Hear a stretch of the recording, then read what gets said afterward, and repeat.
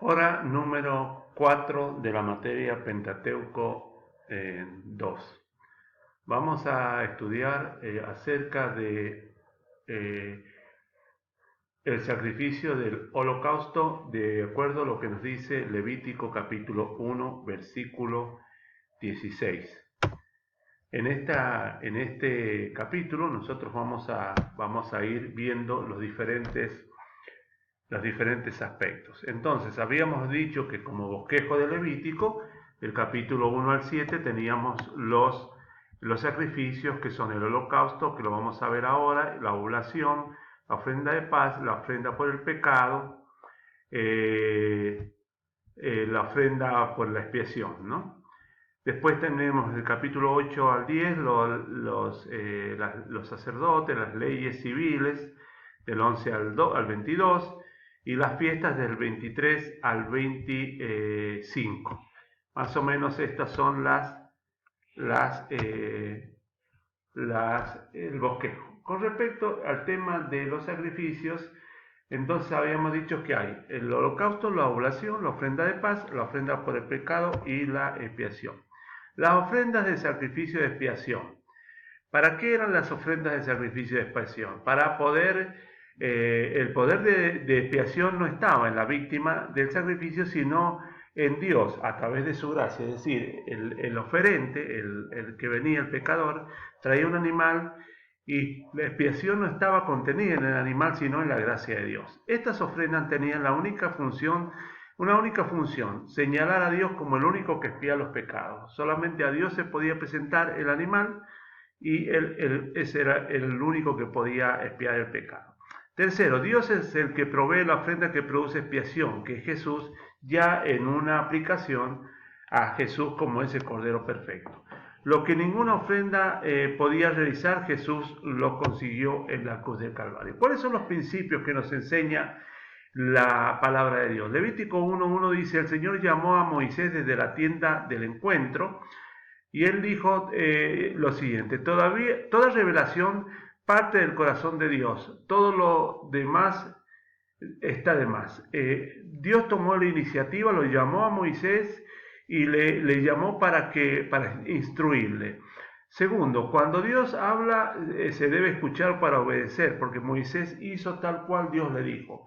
Las órdenes de Dios fueron en este caso específicas. Levítico 1:1 dice así: el Señor llamó a Moisés y le habló desde la tienda de reunión diciendo, Levítico 1:2 dice: habla a los hijos de Israel y dile, cuando alguno de vosotros traiga ofrenda al Señor, traeréis vuestra ofrenda de animales de ganado o del rebaño.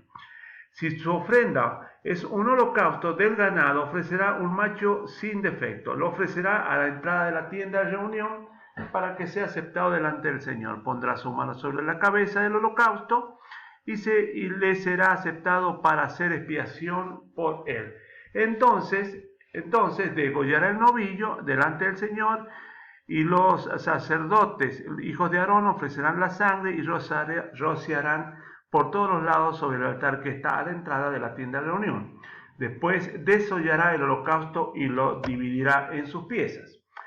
Bueno, Levítico capítulo 1, versículo 2 dice con los hijos de Israel, le dice, cuando alguno traiga ofrenda. Bueno, había 5 tipos de ofrenda, como estamos comenzando a estudiar. Por ejemplo, el holocausto, la ofrenda cereal, la ofrenda de paz, la ofrenda por el pecado y la ofrenda por la culpa.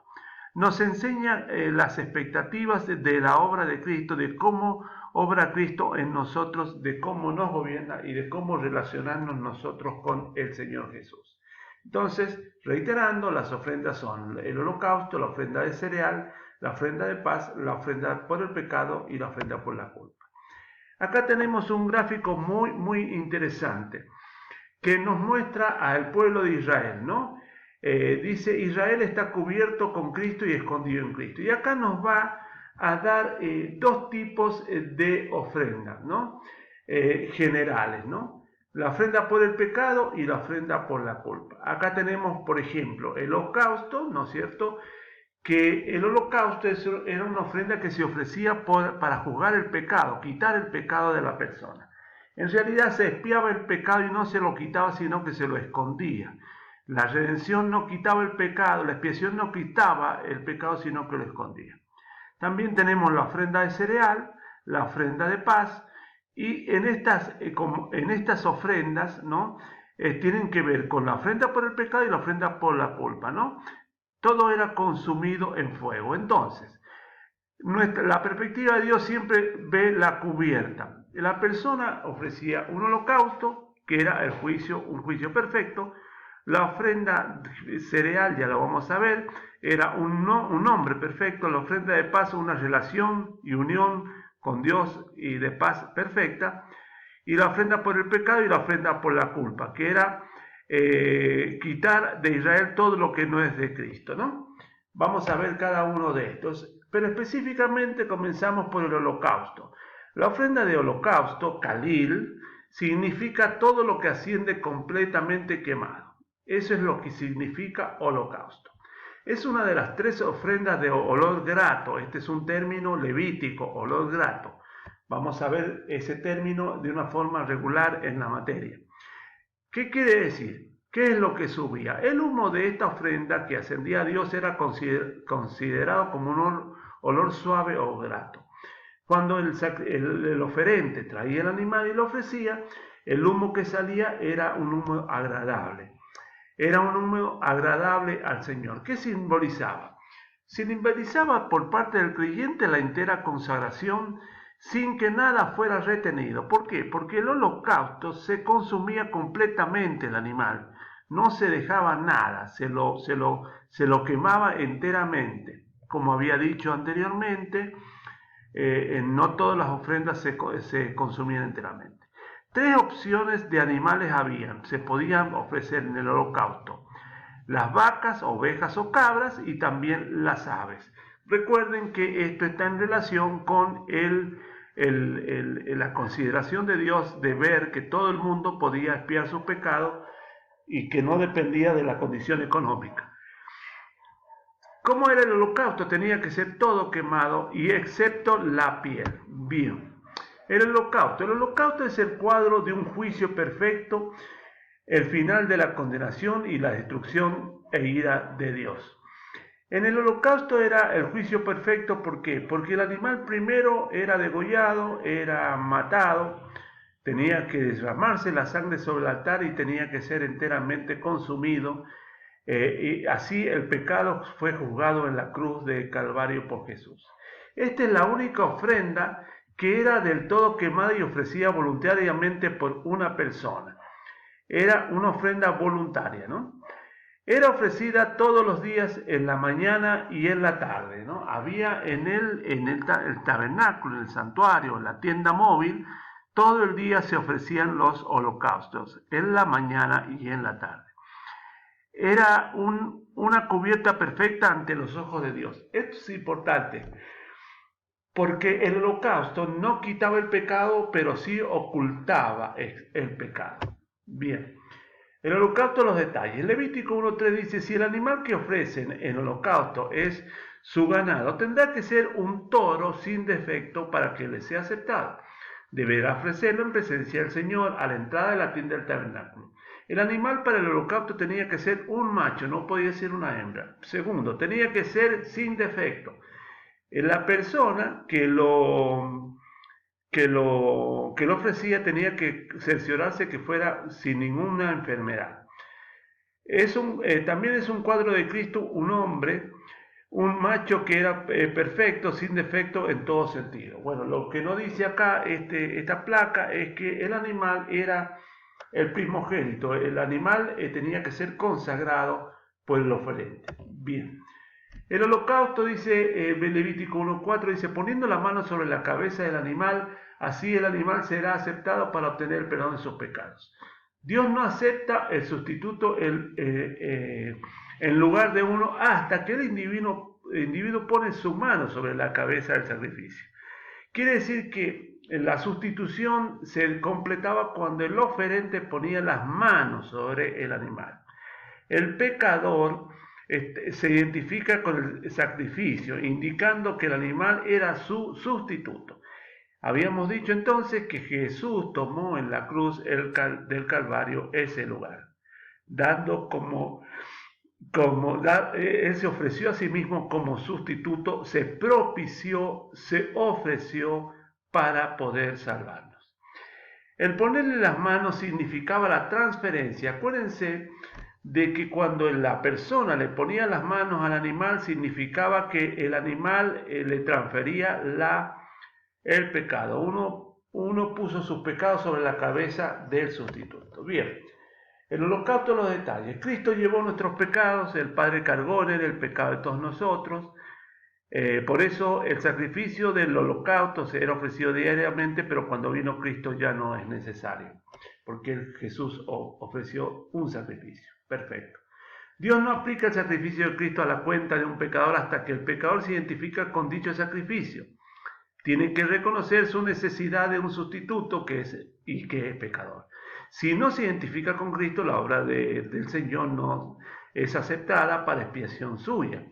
Con la imposición de manos, identificación por medio de la fe. Con la obra de Jesús, el pecador tiene un sustituto para ofrecer a Dios en su lugar, en holocausto. Levítico 5a dice, degollará el toro en presencia del Señor. El pecador mata su sacrificio. Cada uno de nosotros fuimos los que matamos a Jesucristo.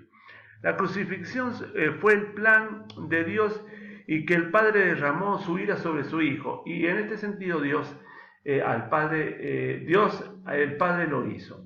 Derramó su ira sobre el sustituto, Jesús, haciéndolo morir en la cruz. Pero la ira de Cristo que Cristo sufrió era la nuestra, o sea que Él fue el destinatario de la ira de Dios. La muerte era la nuestra, el dolor y el sufrimiento eran los nuestros. Nosotros causamos la muerte del sustituto inocente, nosotros lo matamos, ¿no? Levítico 1:5b. Luego los hijos de Aarón y los sacerdotes ofrecerán la sangre y después rociarán con ella los costados del altar que está a la entrada de la tienda del tabernáculo. Entonces, algo muy importante era que se rociaba el altar del sacrificio, ya lo vamos a ver con la sangre. Los sacerdotes ofrecen la sangre tirándola sobre el altar y alrededor de él. Los sacerdotes luego desollan el animal y lo dividen en sus piezas. Empiezan a desollar, que desollar es la acción de quitarle la piel al animal, ¿no? Le quitan toda la piel que cubre a la víctima para que el sacrificio esté desnudo y descubierto delante del Señor, ¿no? Se descubre todo lo que hay dentro, sacan todo lo escondido y así el pecador está delante de Dios en el día de juicio y así estaba Cristo en la cruz, expuesto a la ira de Dios. Después de desollar el becerro, los sacerdotes lo dividen en sus piezas. Parten todo el animal sistemáticamente por todas sus coyunturas, es decir, por las articulaciones. Indica que el pecador sin Cristo sufrirá la ira de Dios por cada uno de sus pecados. El animal era desollado y partido. Esto es, en el juicio Dios dice, Dios va a partir al pecador pecado por pecado, palabra por palabra, pensamiento por pensamiento. Exigirá el justo castigo por cada pecado. Por eso el sacrificio expiatorio de Jesús en la cruz es completo y no necesitamos otro sacrificio. El holocausto, los detalles. Ningún hueso es quebrado, señalando de manera profética la perfecta obra de Jesús, porque entendemos que Jesús no recibió ninguna quebradura de esos huesos. Y los sacerdotes harán fuego sobre el altar y acomodarán la leña para poner sobre ella los pedazos cortados del animal y la cabeza y la grasa y los de los intestinos. Y se presentaba el holocausto. Lo único que no se quemaba era la piel, que era para el sacerdote, que representa lo que recibe el sacerdote por la ofrenda que presenta. Bien, ofrenda quemada, ¿qué es lo que era el holocausto? Era una ofrenda quemada o una ofrenda de aroma agradable al Señor. Así fue el sacrificio de Cristo en la cruz del Calvario, fue una ofrenda al Señor.